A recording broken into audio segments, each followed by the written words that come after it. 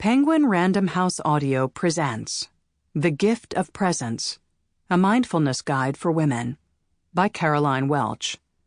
Read for you by Gabra Zackman.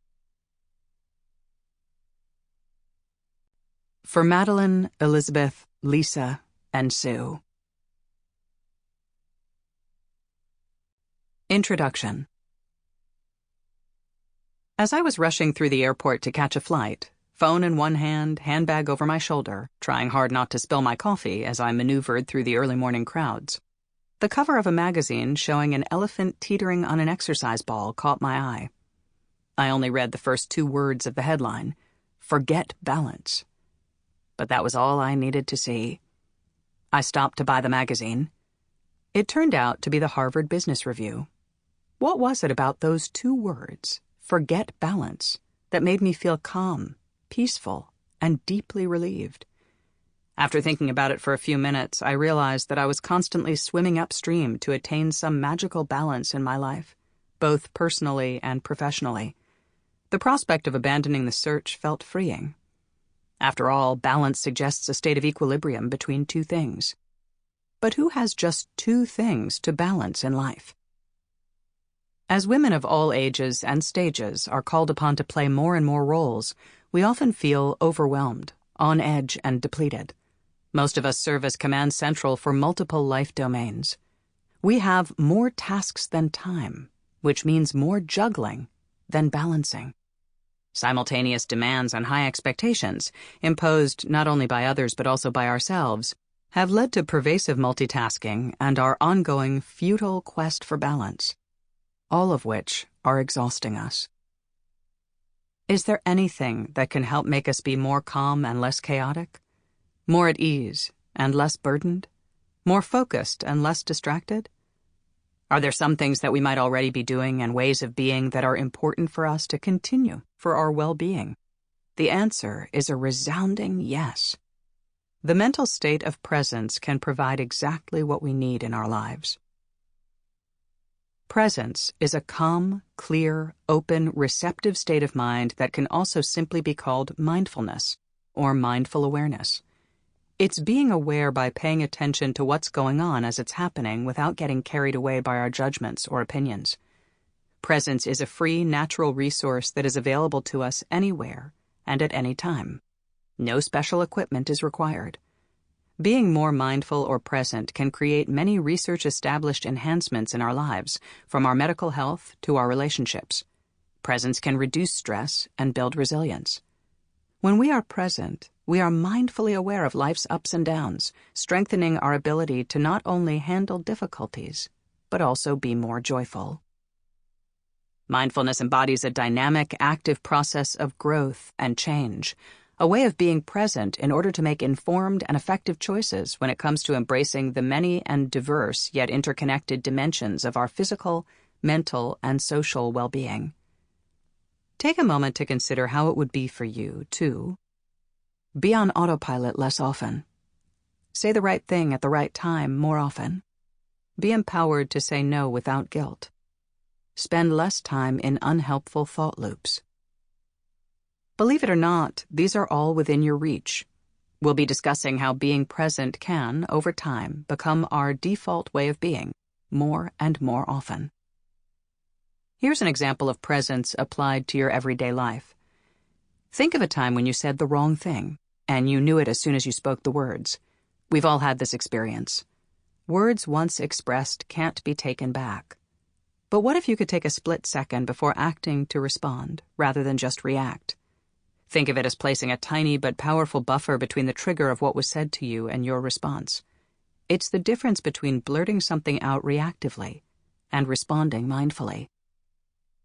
I wrote this book with the intention of making the why and the how of mindfulness clear, accessible, and sustainable for anyone wondering, how is this ever going to fit into my busy life? The short answer is that it's not going to fit into your life or sit at the bottom of your to-do list, but rather that mindfulness can become a way of being, a way of life, a state of mind that will infuse more and more moments of each day. You'll likely be relieved to know that being mindfully aware does not mean more goals to meet or standards to live up to. I'm not adding more to what's expected of you, but rather offering a different way of approaching what's already facing you each day that ultimately can make a difference, so that you can feel more peaceful, more on top of it more often, or at least gainin' on it, as my dad used to say. You can begin to feel calmer and more grounded any place and any time, as soon as today. Everything in this book is an invitation, not an expectation. One thing I've learned over the past 12 years of working at the Mindsight Institute and offering mindfulness workshops for women is that many of us are aware of the benefits of mindfulness and may even have had a mindfulness practice, such as yoga or meditation, for a few weeks, months, or even years. But then life got in the way, and that was the end of the practice. Whether you are unfamiliar with or new to mindfulness, had a practice at one time but couldn't sustain it, feel guilty for not having one, or aspire to deepen your practice, this book invites you to make small changes that can lead to big impacts. Just as when we're getting settled in a cozy, oversized chair, a slight adjustment can make a huge difference.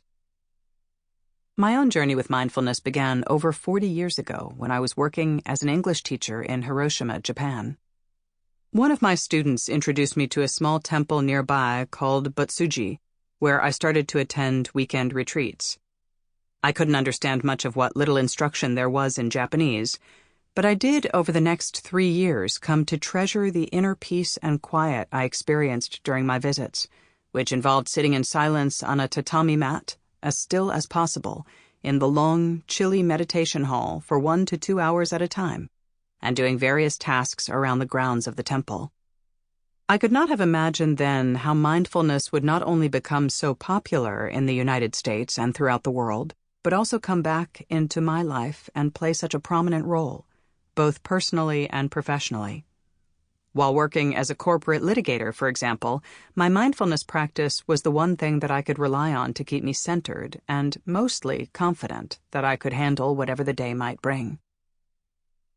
I became curious about how we cultivate mindfulness and apply it in our everyday lives, so I interviewed more than 100 women from diverse backgrounds to try to understand its impact throughout the course of their lives.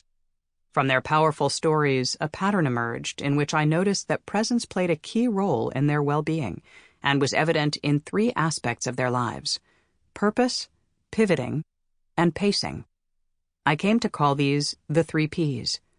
Presence provides the essential starting point, the foundation for all 3 Ps. The first P, purpose, is our life's aim, which gives us direction and provides meaning. It's what gets us out of bed in the morning. Like presence, purpose is free, and its benefits for our well-being are so extensive that if it were a medication, we would call it a miracle drug. Research shows how powerful having a purpose is for us at any age. It can add years to our lives, cut the risk of Alzheimer's by more than half, and increase our resiliency, to mention just a few of its major health benefits. These are benefits that we can all enjoy, so we will be exploring how to find and sustain purpose as we move through our lives. The second P, pivoting, offers us the option to make a change when necessary, or even before absolutely necessary, and, as in basketball, keep one foot in place while exploring and determining what's possible. Decision-making can be daunting and unsettling, as we often fear failure and resist change. However, with pivoting, we are reminded that we have the support of our relationships, experience, and resources before, during, and after making changes. And proactive pivoting, making a change before we are forced to do so, usually means having more options. The third P, pacing, refers not only to the speed at which we live our lives, but also the overall trajectory of the many marathons and sprints that we run back to back. No matter our ages or stages, we sometimes feel that we need to figure everything out at once. Through the wider, more nuanced lens of pacing, we can come to realize that we need not do it all at once. With a longer view, we can come to more readily embrace the life chapter we are in, take time to savor what's present, and welcome new experiences as they arise with our changing life phases. The women whom I interviewed for this book comprise a diverse group from around the world, ages 23 to 90, representing different demographics, including life stage, ethnicity, race, nationality, employment status, gender identity, and occupation. I interviewed women like Beza, a single mom of a teenager. Sample complete. Ready to continue?